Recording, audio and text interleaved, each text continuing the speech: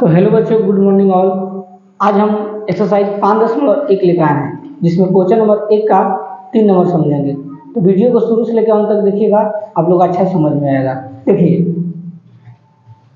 Exercise 5.1 का question number 1 हो रहा है कि निम्नलिखित स्थितियों में से किन स्थितियों में संबंध संख्याओं की सूची एपी है और क्यों। ध्यान समझिएगा, निम्नलिखित जो भी नीचे संख्या दिया गया है, जो भी सूची दिया गया है, जो भी स्थिति दिया गया है, इन स्थितियों को देखना है और स्थितियों में संबंध संख्याओं की सूची एपी है और क्यों। यानी जो नीचे जो सूची दिया है, इसको पढ़ने के बाद आपको देखना है और देखने पर बताना है कि क्या एपी है, अगर एपी में होगा तो क्यों है, यह हमको बताना है। ठीक है, तो इस स्थिति को हम पढ़ रहे हैं, अब पढ़ने के बाद हम लोग जांच करेंगे कि एपी में है कि नहीं है। ध्यान समझिएगा। 3 नंबर कह रहा है, प्रत्येक मीटर की खुदाई के बाद, प्रत्येक मीटर की खुदाई के बाद एक कुआं खोदने में आई लागत, जबकि प्रथम मीटर खुदाई की लागत 15 रुपया है। 15 रुपया नहीं है, 150 रुपया होना चाहिए, छूट गया जी गलती से, 150 रुपया है। और बाद में प्रत्येक मीटर की खुदाई की लागत 50 रुपया बढ़ती जाती है। ध्यान समझना, एक कुआं है, समझ रहे हो, कुआं खोदना है। तो कुआं खोदना है तो इसमें कह रहे हैं प्रत्येक मीटर की खुदाई, जब कुआं को हम खोद रहे हैं 1 मीटर, प्रत्येक माने शुरू में, जब शुरू में कुआं खोद रहे हैं तो खुदाई के बाद एक कुआं खोदने में आई लागत, जो कि प्रथम मीटर खुदाई की लागत 150 रुपया है। जब कुआं खोदा जा रहा है तो पहले जब 1 मीटर खोदेंगे तो कितना रुपया लगेगा, 150 रुपया लगेगा। और बाद में प्रत्येक मीटर खुदाई की लागत 50 रुपये बढ़ती जाती है। इसके मतलब क्या समझ रहे, एवं नहीं, मान लीजिए प्रथम पद की जब खुदाई हो रहा है, कितना कर देना पड़ेगा बच्चों, 150 रुपया, याद रखना। यानी प्रथम मीटर की खुदाई करने के बाद कितना रुपया, 150 रुपया। और लिखेंगे A2, यानी दूसरे मीटर की खुदाई करेंगे तो पहले मीटर की खुदाई करेंगे तो कितना रुपया लगा, 150 रुपया लगा। इसके बाद जब हर एक जो है मीटर खुदाई जितने नीचे जाएंगे उसके लिए कितना रुपया लग रहा है, 50 रुपया। तो प्रथम हमारा जो खुदाई होगा 150 रुपया, और जब आगे अगला एक मीटर और खुदाई करेंगे तो एक्स्ट्रा में कितना रुपया लगेगा बच्चों, 50 रुपया। तो टोटल कितना होगा, 150 रुपया 50 रुपया कितना होगा, 200 रुपया। जब 2 मीटर की खुदाई होगा तो कितना रुपया लगेगा, 200 मीटर। तीसरा मीटर खुदाई करने के बाद तो सबसे पहले प्रथम जो खुदाई करेंगे मीटर, उसको तो 150 रुपया लगभग करेगा। अब यहाँ पर कह रहा है 3 मीटर, 3 मीटर का मतलब 2 मीटर और 3 मीटर, 50-50 रुपये बढ़ते रहेगा। तो 50 रुपया और प्लस 50 रुपया, ठीक है। तो देखिए 150 रुपया 50 रुपया, 200 और 50, 250 रुपया, 250 रुपया हमारा होगा तीसरे मीटर की खुदाई करने पर। और देखिए प्रथम पद, द्वितीय पद, तृतीय पद हमको मिल गया। अब हमको बताना है कि एपी में है कि नहीं है। तो एपी के नियम आप लोग क्या बताएं, जांच करना। सबसे पहले इसका सर्वांतर निकालेंगे, अगर सर्वांतर समान आ रहा है तो कह देंगे कि एपी में है, अगर सर्वांतर समान नहीं आ रहा तो एपी में नहीं है। तो देखिए सबसे पहले क्या लिखेंगे, इसलिए हम जांच करेंगे डी। तो डी निकालने का सूत्र क्या होता है, A2 माइनस A1। तो A2 देखो, A2 का वैल्यू कितना है, 200, माइनस A1 का वैल्यू कितना है, 150। तो 200 में से 150 घट गया तो कितना बचा, 50। डी का वैल्यू यहाँ पर कितना है बच्चों, 50। अब क्या करेंगे, फिर डी निकालेंगे। अब A3 में से A2 घटाएंगे तो लिखेंगे A3 बराबर A2 माइनस A1। तो A2 नहीं, A3 होगा, A3 माइनस A2। अब देखिए A3 का वैल्यू कितना दिया है जी, 250। तो लिखेंगे 250 माइनस A2 का वैल्यू कितना है, 200। तो लिख दीजिए 200। 250 में से 200 घट जाएगा तो कितना बचेगा, 50। अब ध्यान से देखिए, यहाँ पर डी का वैल्यू 50 आया है, यहाँ पर डी का वैल्यू 50 आया है, यानी इसका जो सर्वांतर है बराबर आया है, समान आ रहा है। तो हम कह सकते हैं कि इसलिए यह एपी में है, एपी में है। और इसमें पूछ रहा है कि एपी में है तो क्यों है, क्यों है, क्योंकि इसके जो सर्वांतर है क्या बच्चों, समान है, इसलिए एपी में है। ठीक, चलिए इसके बाद जो है हम क्वेश्चन नंबर 1 का 4 नंबर बता रहे हैं। तो देखिए अब 1 का 4 नंबर, 1 का 4 नंबर क्या कर रहा है कि खाते में प्रत्येक वर्ष का मिश्रण, खाते में प्रत्येक वर्ष का मिश्रधन, जबकि 10,000 रुपया की राशि 8% वार्षिक की दर से, 8% वार्षिक दर से चक्रवृद्धि ब्याज पर जमा की जाती है। इसको भी हमको बताना है कि एपी में है कि नहीं है।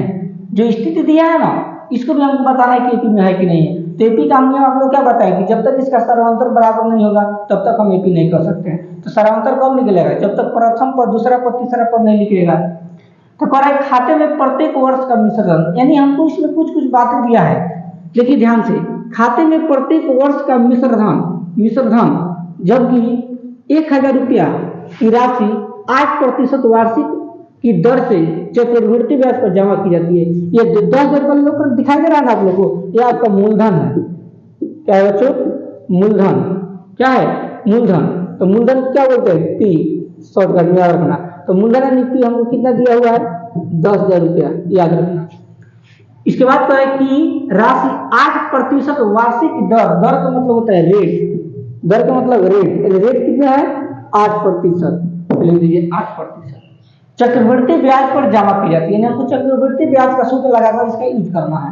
तो सबसे पहले लिखेंगे हम लोग, कैसे बनता है, लिखेंगे प्रथम वर्ष का मिश्रधन यानी A1, ध्यान समझिएगा A1, या लास्ट में भी लिख सकते हैं, यहाँ पर लिख देंगे प्रथम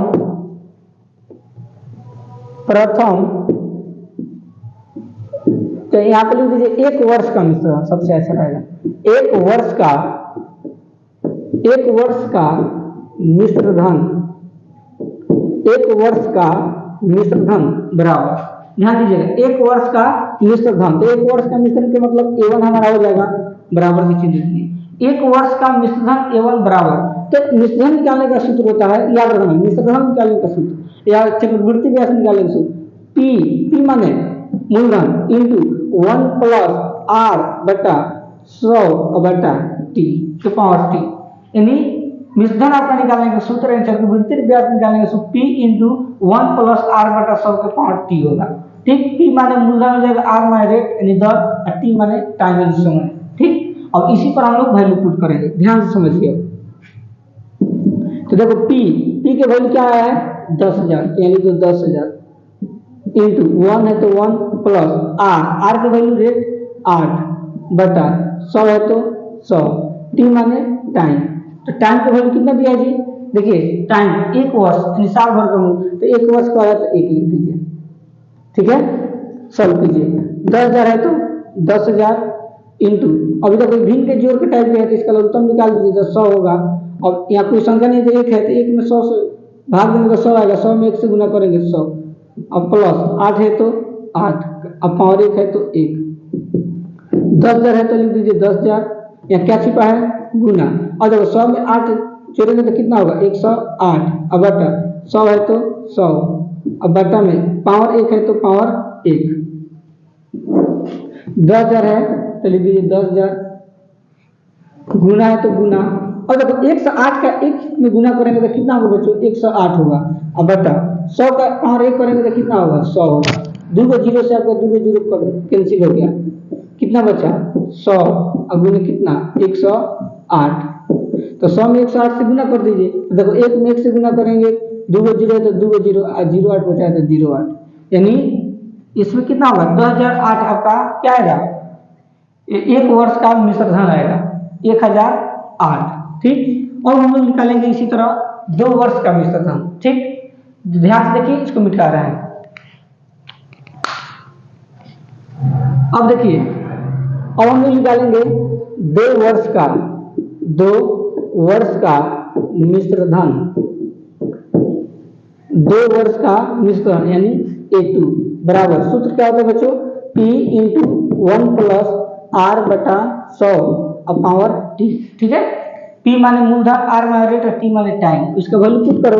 P के वैल्यू 10,000 इंटू 1 है तो 1 प्लस R माने रेट कितना है 8 बटा 100 है तो 100, और T माने टाइम, कितने वर्ष का टाइम दिया है जी 2 वर्ष का, क्या हो जाएगा 2, अब 10,000 इंटू, और देखिए भिन्न के जोड़ है क्या कोई संख्या नहीं तो 1 लगा सकते हो वैसे भी, और 1 और 100 का लघुत्तम कितना होगा बच्चों 100, 1 के पावर 100 बार में आएगा, 100 में 1 से गुना होगा 100 प्लस 8 है तो 8, अब पावर में 2, 10,000 गुने 100 में 8 दीजिएगा तो कितना होगा 108, अब बटा में कितना 100, अब पावर कितना हो जाएगा 2। देखिए इसके आगे 10,000 है तो 10,000 गुने। अब 108 का स्क्वायर, 108 के स्क्वायर का मतलब 108 में 108 से गुना करेंगे 2 बार। देखिए यहाँ पर कर रहे हैं तो 8 8 64 के 4 हासिल 6, 8 में 0 से गुना करेंगे 0, 0 में 6 जोड़ेंगे 6, 8 में 1 से गुना होगा 8 गुने, 0 में 8 से गुना होगा 0, 0 में 0 से गुना होगा 0, 0 में 1 से गुना होगा 0, 1 में 8 से गुना होगा 8, 1 में 0 से गुना होगा 0 और 1 में 1 से गुना होगा 1, यानी 4, 6 में 0 जोड़ेंगे 6, 8 8 16 के 6 हासिल 1, 0 में 0 जोड़ेंगे 0 हासिल लिया 1 1 1 नहीं 1 नहीं, यहाँ पर हासिल नहीं होगा 1 होगा, ध्यान समझिएगा। 4 के 4, 6 में 0 जोड़ेंगे 6, 8 8 16 के 6 हासिल 1, 0 में 0 जोड़ेंगे 0 1 हासिल लिया 1 1 1, यानी 11,664, चलिए देंगे 11,664 बटा।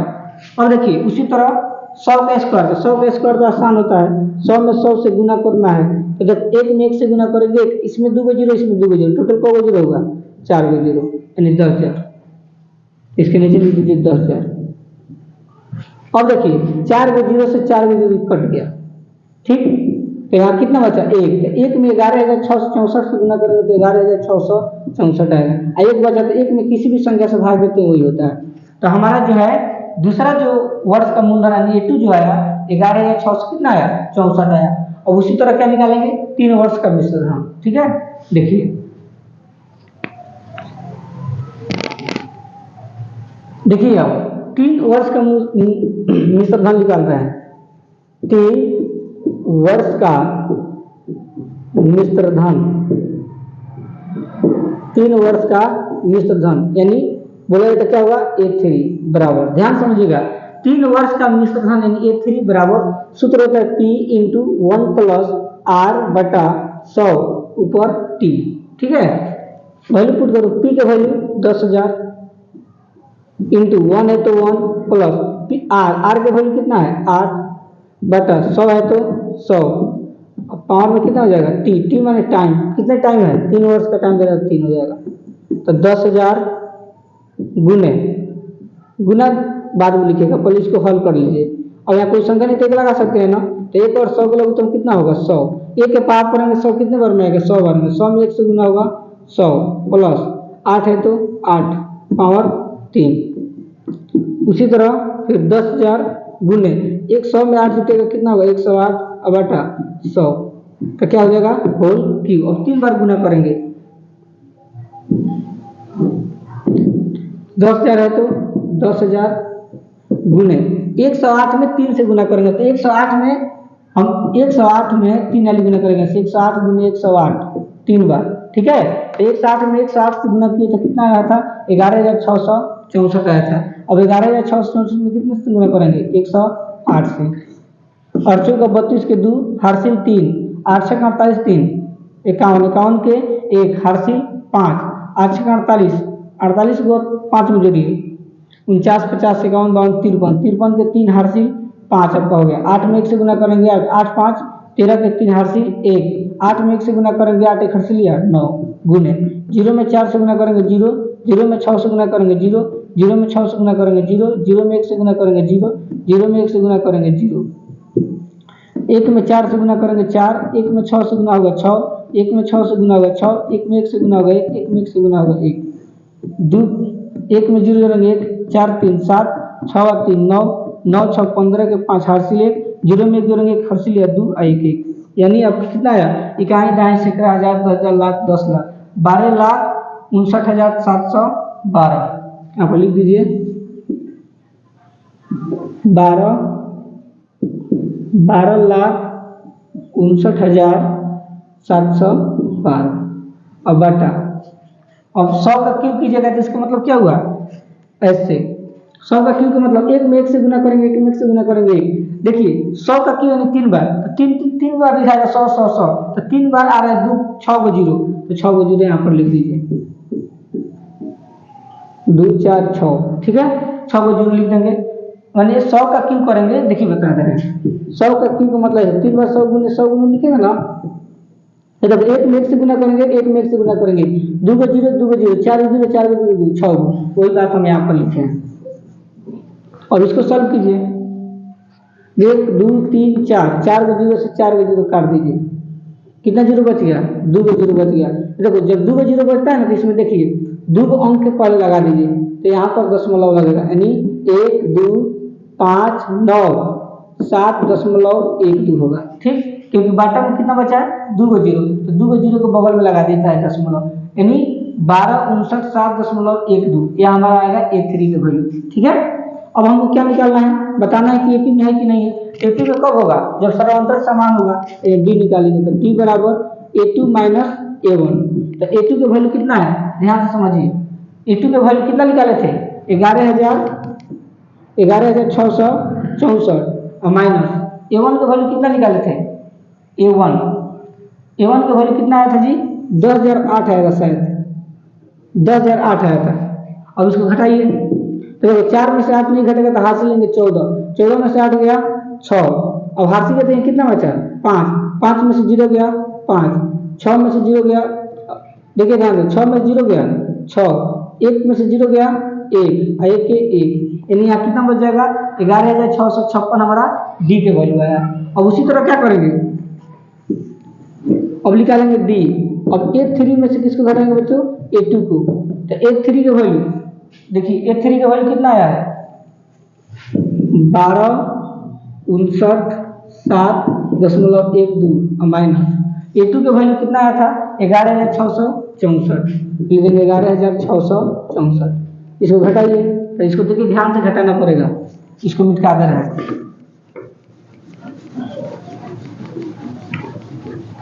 पहले कितना है 1 2 5 9 7.12। अब देखो यहाँ पर दशमलव के इधर वाला ध्यान दीजिएगा, इधर वाला रुपया होता है, उधर वाला पैसा होता है, तो देखिए 11,664 ये इधर आएगा। ठीक, तो दशमलव के इधर लिखेंगे 4, इसके बाद 6, फिर 6, फिर डबल 1, यहाँ पर लिख दीजिए 0, इसको घटा दीजिए, देखिए 2 में से 0 गया 2, 1 में 0 गया 1, दशमलव के दशमलव, 7 में 4 गया 3, 9 में 6 गया 3, 5 में 6 नहीं घटेगा तो हाथ से लेंगे 15, 15 में 6 गया 9, हाथ से गया देंगे तो 1 में से 1 गया 0, 1 में से 1 गया 0, लेकिन इसका वैल्यू नहीं होगा। हमारा कितना मिला 933.12, चलिए देंगे 933 कितना हो जाएगा 12, 933.12। अब इसको ध्यान से देखिए, यहाँ पर डी का वैल्यू कितना है बच्चों, 11,656, और यहाँ पर डी का वैल्यू कितना है 933.12 बराबर 12। अब देखिए ध्यान से, क्या यहाँ का डी और यहाँ का डी, क्या दोनों का डी बराबर है, यानी सर्वांतर बराबर है। अब सर्वांतर जब बराबर नहीं रहता तो हम क्या कहेंगे, एपी में नहीं है, चलिए देंगे इसलिए एपी में नहीं है। ठीक है, बस यहाँ पर जो है आप लोग का क्वेश्चन नंबर 1 का 4 कंप्लीट हो चुका है। अगला जो वीडियो आएगा उसमें 2 नंबर का आएगा। ठीक है, तो देखिए जो प्रश्नावली 5.1 का क्वेश्चन नंबर 1 था, ये थोड़ा हार्ड क्वालिटी का है। ठीक है, हार्ड क्वेश्चन भी है, तो इसको 2 बार 3 बार आप लोग सही से देखिएगा तब समझ में आएगा। धन्यवाद।